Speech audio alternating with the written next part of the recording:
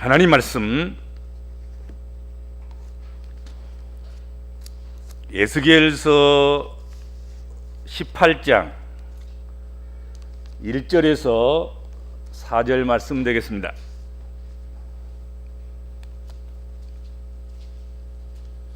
에스겔서 18장 1절로 4절 말씀.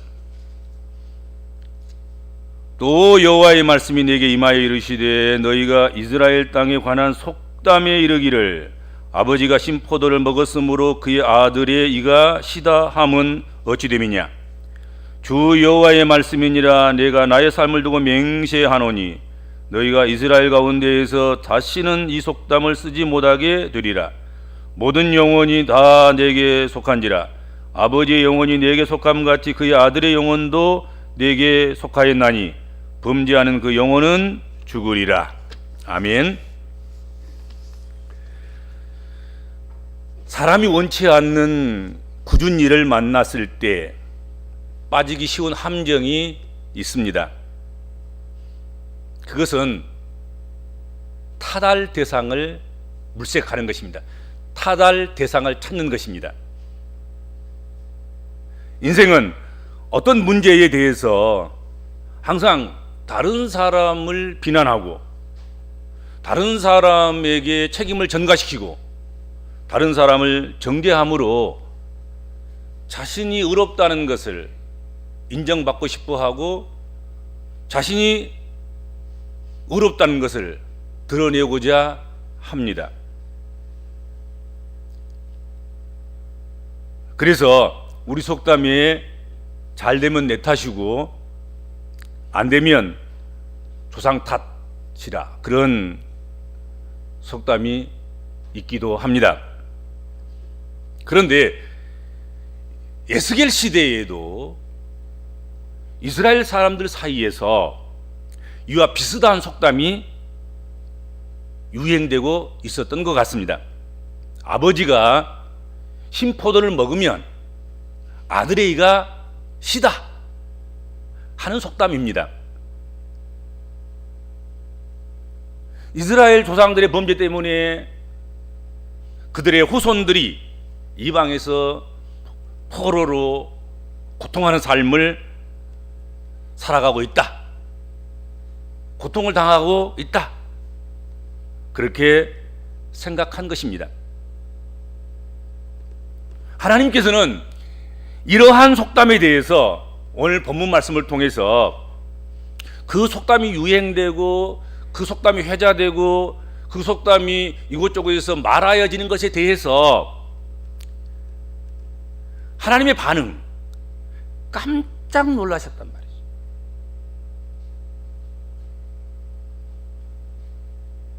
내가 만들지도 않았는데, 내가 허락한 일도 없는데, 내가 그러리라고 그렇게 말씀한 적도 없는데 어찌 너희들이 마치 하나님처럼 속담을 만들어가지고 아버지가 신포도를 먹었는데 아들이 그 이빨이 시다 그렇게 말할 수 있느냐 하는 것입니다.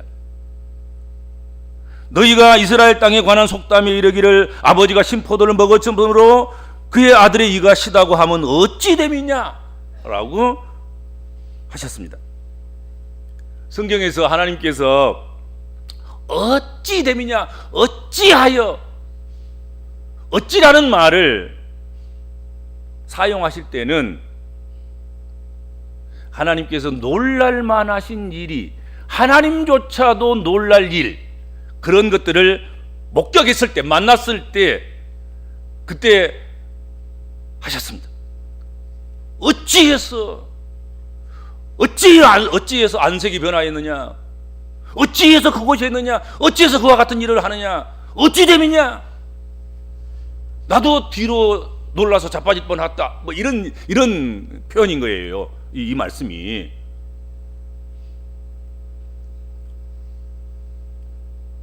물론 아버지가 신포도를 많이 먹으면 아들도 아버지가 먹는 그 신포도를 먹을 가능성은 많지요. 아버지 상에 올라온 또 아버지가 너무 좋아하는 것이 신포도니까 뭐 아들도 한두 개 더 주워 먹을 수도 있고, 또 아버지의 습성에 따라서 아들도 신포도를 좋아할 수는 있겠으나, 그렇죠? 그렇다고 해서 단순히 아버지가 신포도를 먹었다는 이유만으로 먹지도 않은 아들의 이빨이 실리는 만무하다 하는 것입니다. 그런데도 불구하고 이런 속담을 사용한 것은 누군가에게 책임을 떠넘기고 누군가에게 책임을 전가시켜서 자신에게는 죄가 없다, 자신은 의롭다, 그렇게 여김받고 싶은 거지요.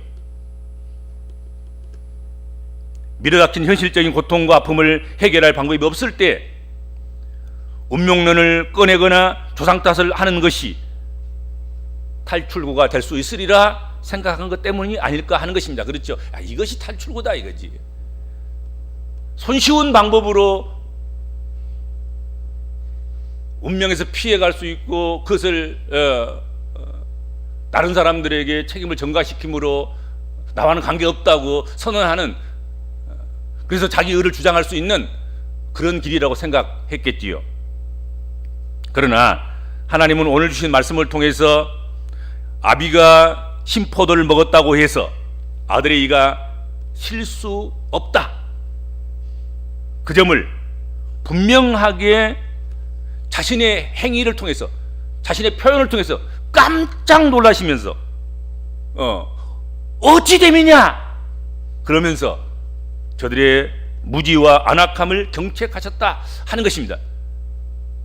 그냥 평범하게 평상적인 언어로 사용하지 않고 어찌 됨이냐 깜짝 놀라셨다는 사실을 여러분 기억하셔야 됩니다. 어느 시대나 어느 사회에서도 속담이나 경구나 혹은 사자성어 같은 이런 말들이 인생을 길들이고 그리고 인생을 터부와 금기로 이렇게 묶어서 그렇게 끌고 가는데 이런 것들이 사용되는 것이죠. 속담이 사용되고 경구가 사용되고 그리고 사자성어 같은 게 사용되고, 그렇죠, 그렇죠? 이런 말들은 오랜 역사를 가진 만큼 그 영향력이나 그 설득력이 대단합니다.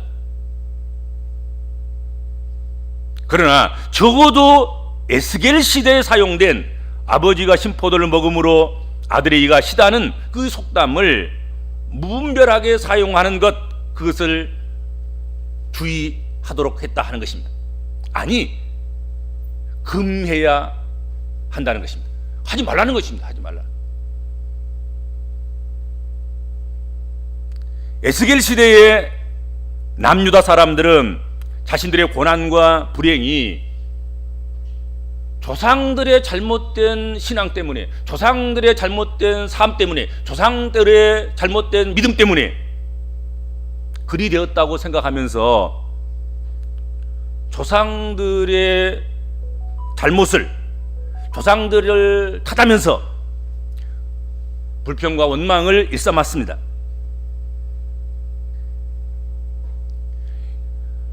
에스겔 시대에는 그들이 당하고 있던 고난의 원인을 거짓 선지자들은 그것을 조상들 탓이라고 그렇게 탓을 돌렸지만, 당대의 선한 선지자들, 참 예언자들인 구체적으로 보면 에레미야라든지 에스겔이라든지 이런 선지자들은 고난의 원인을 분명하게 스스로의 죄악, 너희 죄악은 너희 죄악 때문이다, 그것을 인정하고 이때를 회개의 기회로 삼으라, 그렇게 권면했습니다. 그럼에도 불구하고 참 선지자들, 참 예언자들의 말씀을 무시하고 거짓 예언자들의 그런 조상 탓하라고 하는, 조상들의 잘못된 것 때문이니까 우리는 할 것이 없다, 우리는 의로운데 조상들이 잘못해서 이와 같은 나라가 멸망하고 포로로 잡혀가고 포로 생활 속에서 고통을 겪는 이런 일을 한다, 그렇게 오늘 본문 말씀과 같은 그런 속담을 통해서 자기 조상에게 그 책임을 돌리려 했다 하는 것입니다.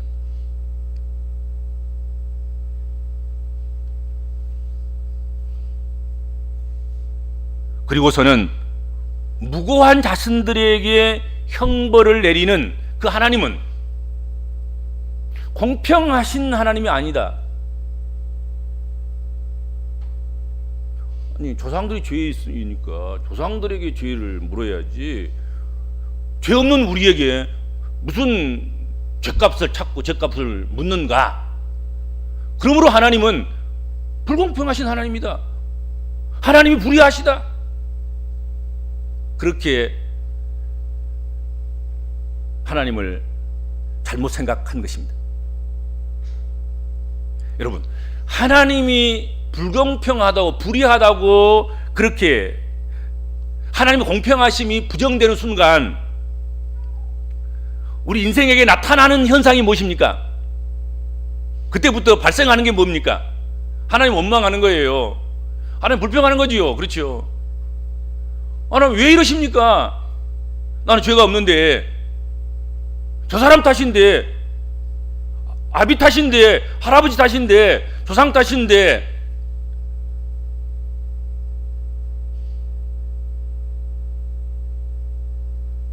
풍수 탓이고 뭐 이런 것 저런 것 탓인데 왜 내게 고난을 주십니까? 하는 원망과 불평이 쏟아지게 됐다 하는 것입니다.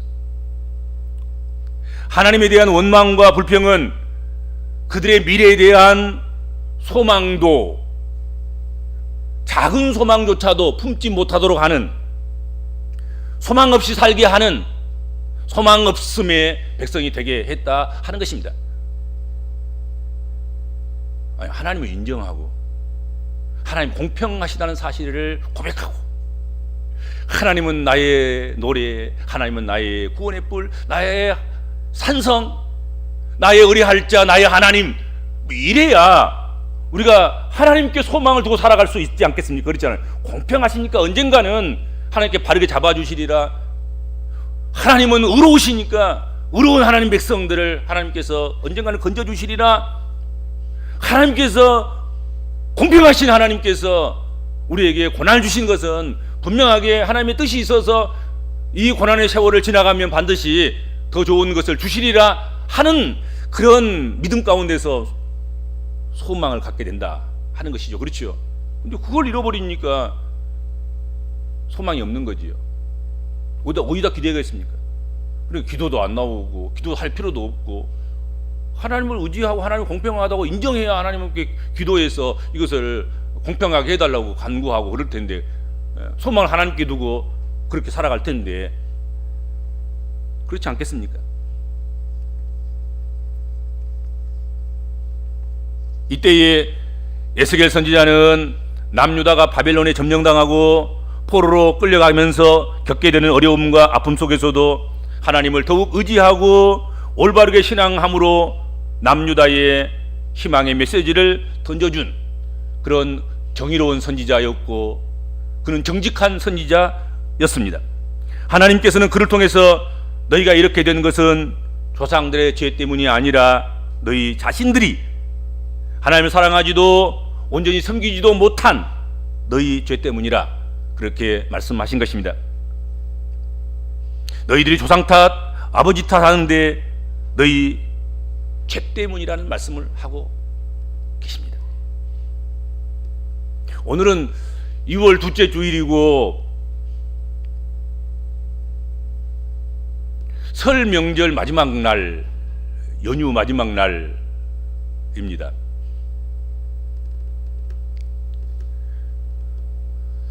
금번 명절에는 뭐 5명 이상 가족들도 모이지 못하도록 그렇게 규정해서 거의 대부분 가족들이 고향을 찾지 않았을 거라 생각이 되는데, 또 찾더라도 또 뭐 불법으로 편법으로 또 아무튼 뭐 이런 모양 저런 모양으로 찾아와서 잠깐 얼굴 보고 떠나는 그런 경우일 텐데, 그런데 가끔 들려오는 소식에 의하면 명절 때 가족 싸움이 많이 일어나는 것 같아요. 설에 세배하러 왔다가 그리고 형제 자매들이 모이고 자녀들이 모이고 그러면서 어떤 문제에 봉착하게 되고 어떤 주제에 봉착했을 때 심지어는 아버지가 해준 게 뭐 있어, 여기부터 시작해가지고 형님이 해준 건 뭐 있어, 뭐 이렇게 되면, 그래서 아버지 탓하고 형님 탓하고 그러다 보면 이제 쌈판 나는 거죠. 그렇죠. 그래서 가족끼리 사랑하러 모였다가 뿔뿔이 다 흩어지고 그것이 마지막 고향행이 되는 그런 일들이 발생하기도 하더라 하는 것입니다.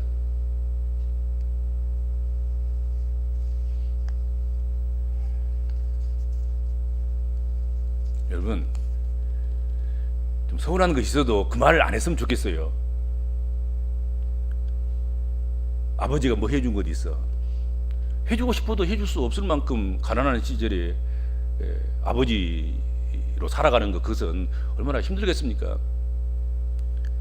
형님이 뭐 해놓은 것 있어, 뭐 해준 것 있어, 자기 살기도 힘든데 언제 동생들 돌아보고 그러겠어. 동생들도 한두 명도 아니고 6, 7명씩 동생이 있는데 그렇지 않겠습니까? 누구 다 어떻게 공평하게 다 형님이라고 해줄 수 있겠습니까? 그냥 그저 섭섭한 거 좀 있고, 또 다른 형제와 다른 부모들과 비교할 만한 것들이 있을지라도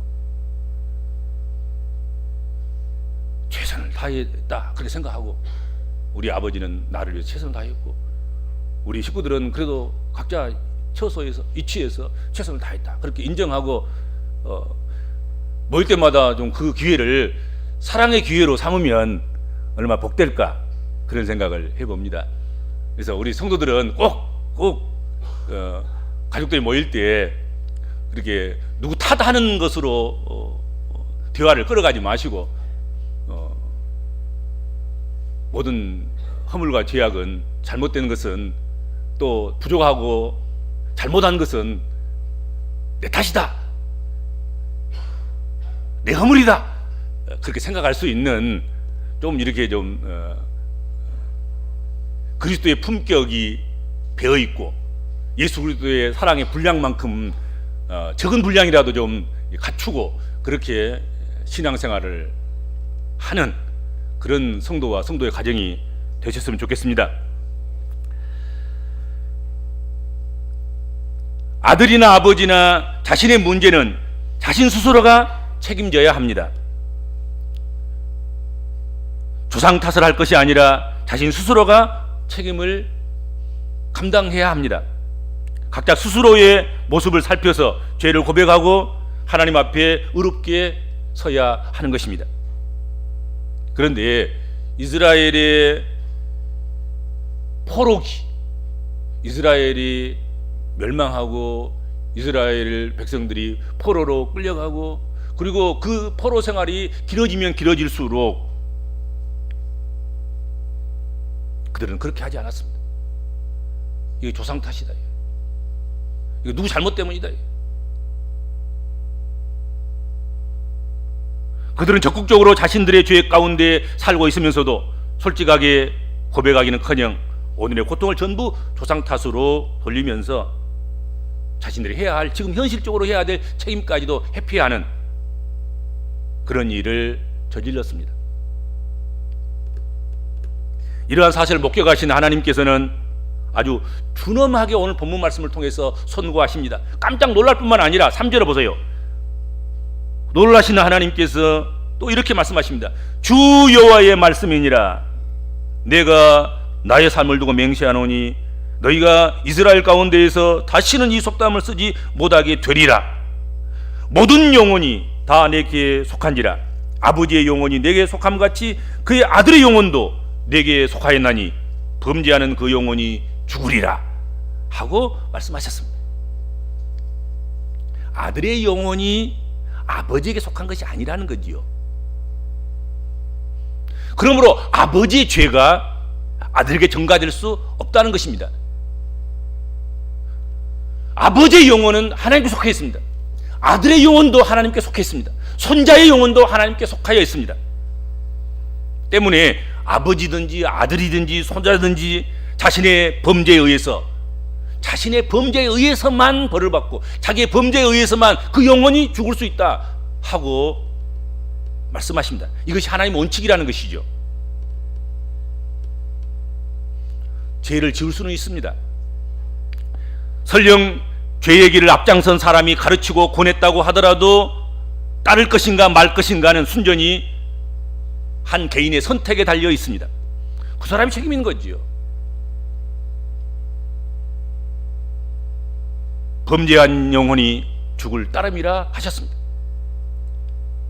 아버지의 영혼이나 아들의 영혼이나 다 하나님께 속했는데 아버지 죄 때문에 아들이 죽거나 아들의 죄 때문에 아버지가 죽는 것이 아니라 아버지든 아들이든 범죄한 그 영혼이 죽을 것이라 하는 것입니다.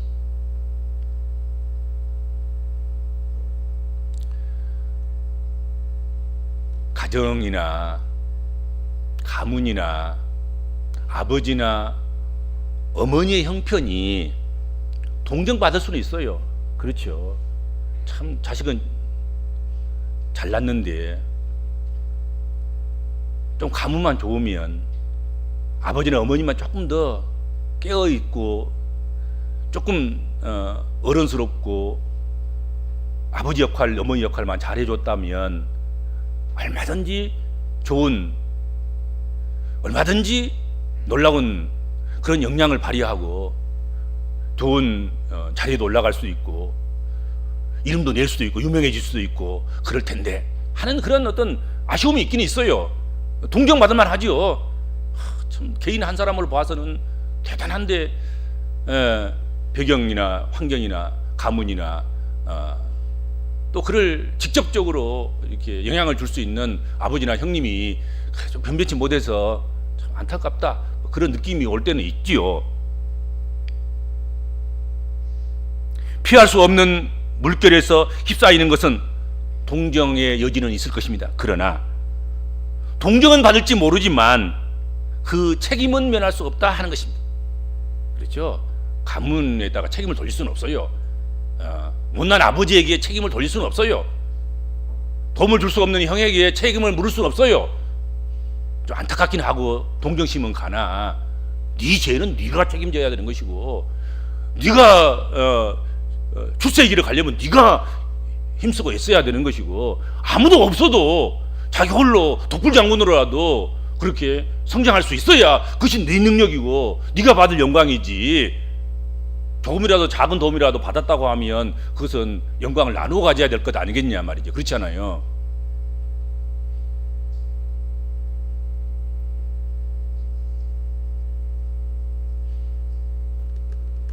아무리 환경이 불리하더라도 그 환경 때문에 자신을 아무렇게나 내동댕이 쳐서는 안 됩니다. 우리가 예수를 안 믿으면 몰라도 예수를 안 믿으면 조상 탓도 하고 환경 탓도 하고 그냥 세월 따라서 물결 따라서 그냥 흘러왔습니다. 묻혀왔습니다. 따라서 왔습니다. 그럴 수도 있겠지만 예수 믿는 사람들은 한 사람 한 사람 이미 육신으로 태어났을지라도 다시 우리가 새 생명으로 태어날 수 있는 그런 중생의 기회가 주어져서 새로운 아버지로 섬기고 형님 같은 주 예수 그리스도를 섬기면서 성령의 도우심을 받아서 신생하고 재생하고 새로운 삶을 살아갈 수 있는 그런 기회가 우리에게 주어졌기 때문에 우리 너무 남 탓하면 안 됩니다.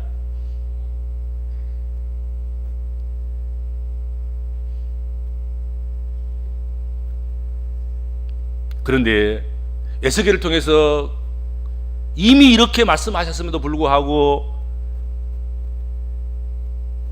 유다 백성들은 자신들이 만난 그 이 재앙을, 이 환난을, 이 고통을 조상의 탓으로 돌리는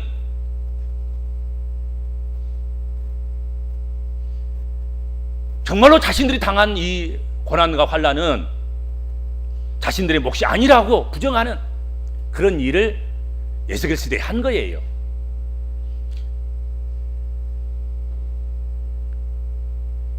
그래서 유다인들은 이런 전철을 밟아서 절대로 자신들의 죄를 인정하지 않아요. 그러니까 메시아, 속죄의 주 예수 그리스도, 그를 그냥 십자가에 못 박아 죽여버린 거예요. 그리고도 그가 죽었다가 다시 살아나도 그를 영접하지 않는 거예요.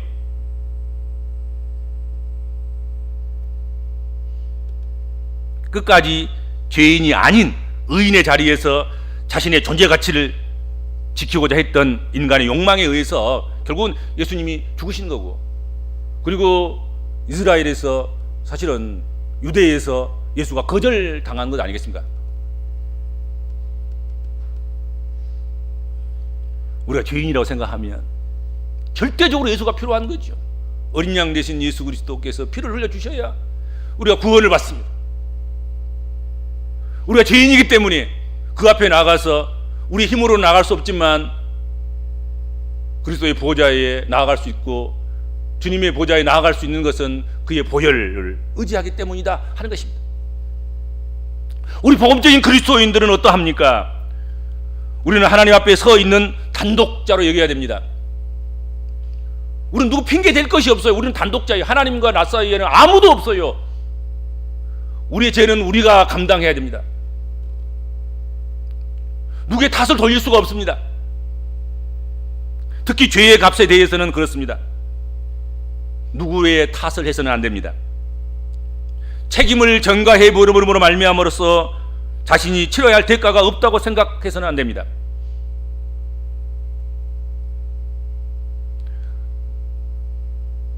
책임을 전가한 사람들, 자신은 죄가가 없다는 사람들, 그 사람들은 예수가 간절하지 않아요. 간절할 이유가 전혀 없지요. 예수 없어도 내가 의로운데, 나는 이미 다 다른 사람에게, 다른 이들에게 다 책임을 전가시켜서 나는 죄가 없는데 예수에게 어떻게 그렇게 간절할 수가 있겠습니까? 그렇죠?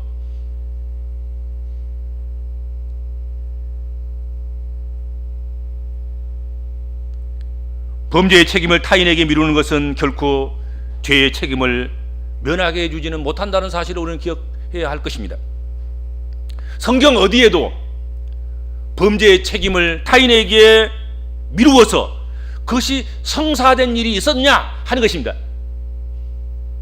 창세기부터 요한계시록까지 다른 사람에게 죄의 책임을 전가시켜서 그것이 성사돼서 마치 죄인이 죄 없다고 여겨지는 그런 판결이, 그렇게 여겨주심이 있었냐?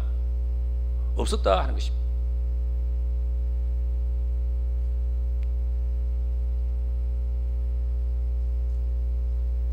오히려 거짓과 참소라는 사단의 특유의 죄를 하나 더 첨가할 뿐이고 더할 뿐이라는 사실을 우리는 잊지 말아야 할 것입니다. 실로 범죄한 성도들에게 필요한 행동은 책임 전가가 아니라 겸손한 회개임을 알아야 되겠습니다. 죄를 인정하고 죄를 회개하는 것이죠. 나의 약점과 나의 급소와 나의 허물과 나의 약함을 인정하고 주의 도심을 구하는 것이 우리가 살 길이라 하는 것입니다.